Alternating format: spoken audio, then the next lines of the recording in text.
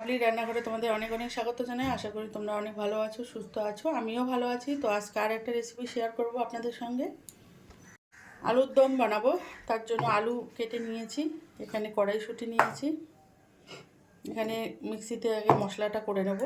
তো কাঁচা লঙ্কা দিয়েছি, কাজু বাদাম দিলাম, চারমগজ, পেঁয়াজটা দিয়ে দিচ্ছি, আদা রসুন, এটাকে ভালো করে একটা পেস্ট বানিয়ে নিচ্ছি।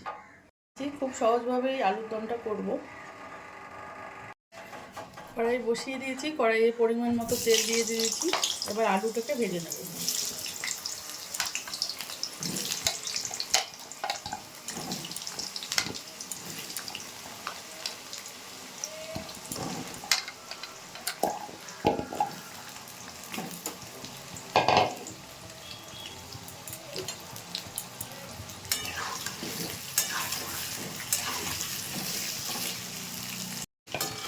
আলুটা ভেজে নিয়েছি, এবার তুলে নিচ্ছি।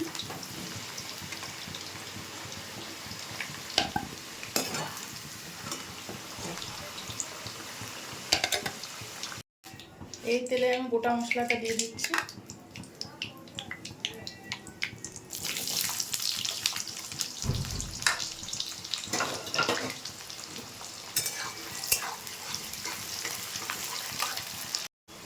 পেঁয়াজটা ভাজা হয়ে গেছে, এবার একটু পরিমাণ মতো হলুদ দিয়ে দিচ্ছি।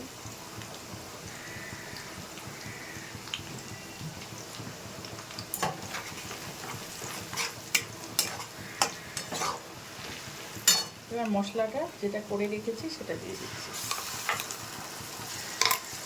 মশলাটা দিয়ে দিয়েছি।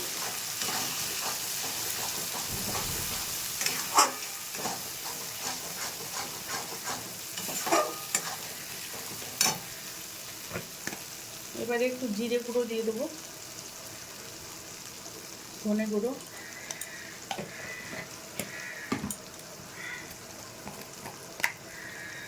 কালারের জন্য একটু রেড চিলি পাউডার দিয়ে দিচ্ছি। এবার এটাকে একটু কষিয়ে নেব।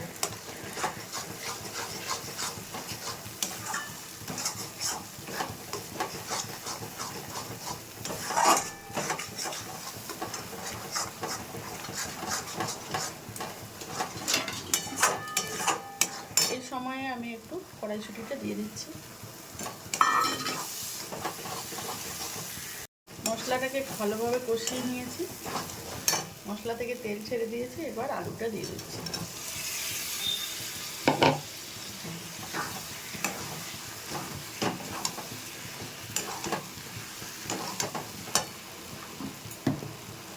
এখানে পরিমাণ মতো লবণটা দিয়ে দেবো,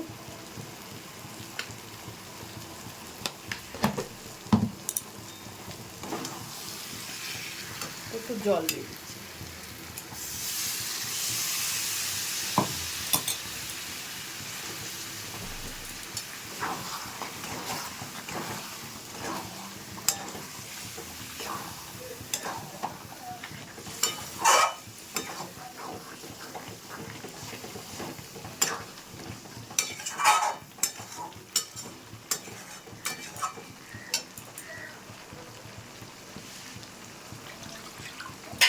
আর একটু জল দিয়ে দিচ্ছি,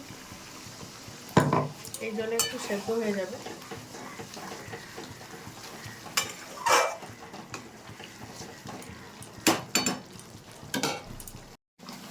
আলুর দমটা কিন্তু রেডি হয়ে গেছে, আলুটাও সেদ্ধ হয়ে গেছে।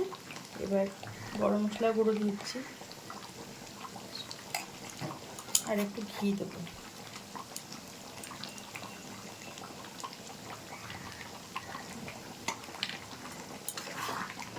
ভালো করে মিশিয়ে নিচ্ছি।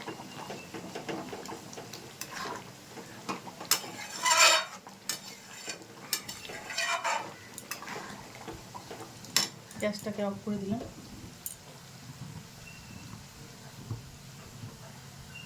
বন্ধুরা, আলুর দমটা আমি একটা বলে নামিয়ে নিয়েছি।